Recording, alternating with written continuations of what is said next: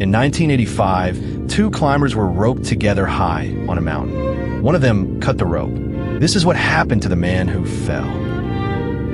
Joe Simpson and Simon Yates were in the Peruvian Andes to climb a face nobody had ever climbed. They climbed alpine style. No fixed ropes, no support, no way back down except the way they went up. After 3.5 days, they reached the summit, and then the weather turned. On the descent, Joe fell. He drove his shin bone straight up through his knee joint.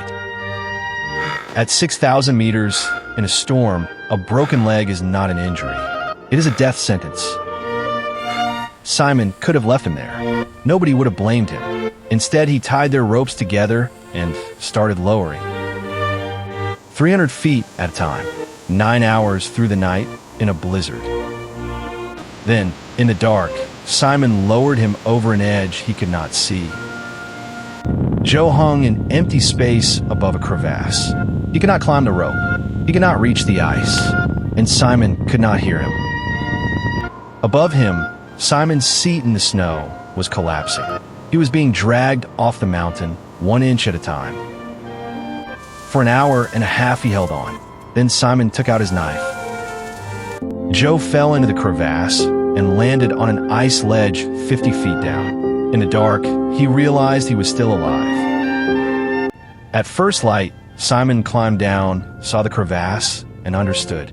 He walked back to base camp alone. Joe could not climb out, so he did the only thing left. He lowered himself deeper into the crevasse. And at the bottom he found a snow ramp and a shaft of daylight. He crawled out onto the glacier. Base camp was 6 miles away, across ice and boulder fields. He could not walk, so he hopped and fell and crawled and set himself 20-minute targets to reach the next rock.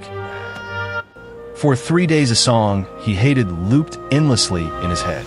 He was certain he would die to it. On the third night, Simon woke to someone screaming his name in the dark outside the tents.